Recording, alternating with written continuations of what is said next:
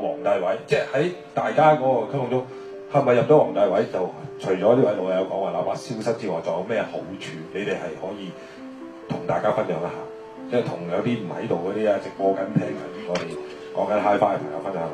睇下有冇邊位老友可以講下。個錄音好大關係。後邊講先。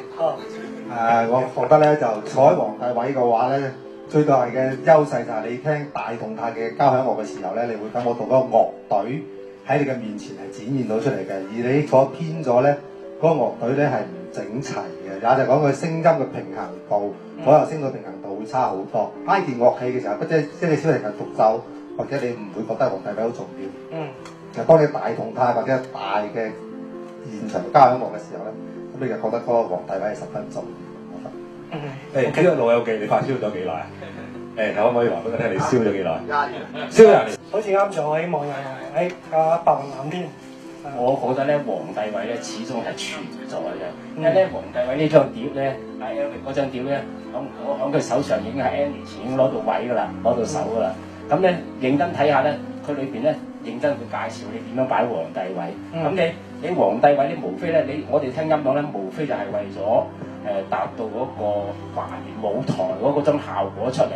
如果你坐喺其他位置咧，你唔係皇帝位咧，你就感覺唔到嗰種舞台嗰種效果出嚟嘅。咁你皇帝位咧，佢Leo 鳳嗰個碟裏邊教到嗰個冊子裏邊教嘅，我翻我屋企咧試過咧擺皇帝位，你有陣時真係有時，因為屋企唔係咁闊落咧，有時個屁股掉一掉嘅一個音箱，可能就差那麼1-2毫米，個整個音場就會有改變，就會唔一樣。嗰個還原舞台嗰還原嗰個感覺出嚟咧就差好遠。真係開心。多謝呢位網友。哇！你嗱蛇精病上身，係啊！嗱，你睇佢屁股掉一掉1-2個 mm 就跌多。其實啊，真係講真啦，我希望咧喺呢度咧有啲唔係發燒友嘅朋友咧睇到我哋咧，我哋發燒做人係好認真嘅，1-2個 mm 1-2個 cm 定1-2個 mm 咧。係，其實嗱，因為我哋今日亦都專門請咗我哋嘅錄音師Leo 鳳先生咧，咁上嚟咧同我哋一齊去傾偈。咁咧，因為咧Leo 大哥係咪10年前你張皇帝位？知唔知啊？10年前咁出咗一張皇帝位嘅 CD， 可能有啲朋友在座都會知道。咁呢一張 CD 咧係教人點樣去擺位嘅。咁當然啦，Leo 大哥咧係呢張碟嘅製作人，同埋佢肯定好清楚咧呢張碟應該要點樣玩，同埋關於皇帝位嘅一啲嘅諗法咧，其實Leo 大哥有好多嘢可以同大家去分享。咁不如我哋請Leo大哥同大家去分享。多謝各位。其實去搞呢張皇帝位幾多年我唔記得咯，應該都好耐。咁其實係經過起碼10年嘅考慮，因為我第一樣嘢就係覺得好似吹張碟咁好似話晒事咁樣，我覺得呢樣嘢我自己唔係咁中意嘅。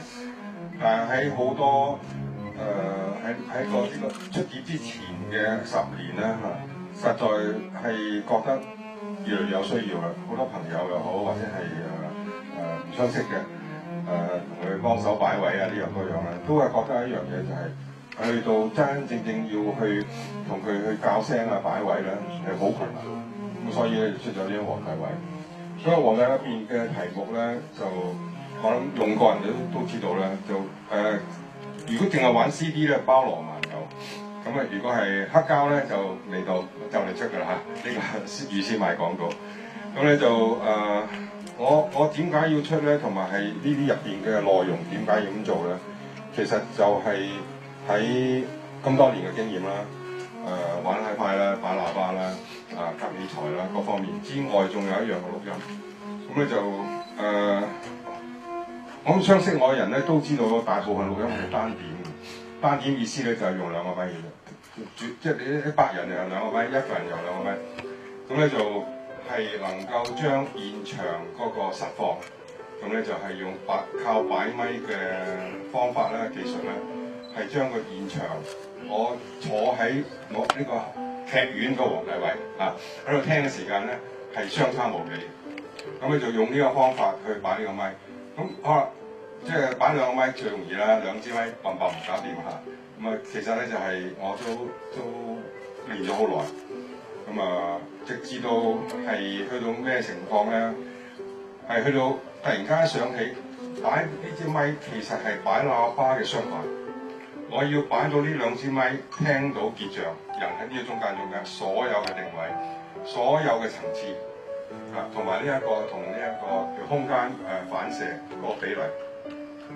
根本就淨係擺喇叭，喇叭咧就係、多數咧就係、除咗條擺之外咧就係、外傾啦，咪就外傾啊，有幾高有幾低，即係變咗係離個樂隊幾遠，要幾高，要幾個角度要幾低，分開幾多，用呢一個方法嚟擺到咧，喺呢個用兩支咪去錄咗呢個音嘅時間咧，完全有定位有結像。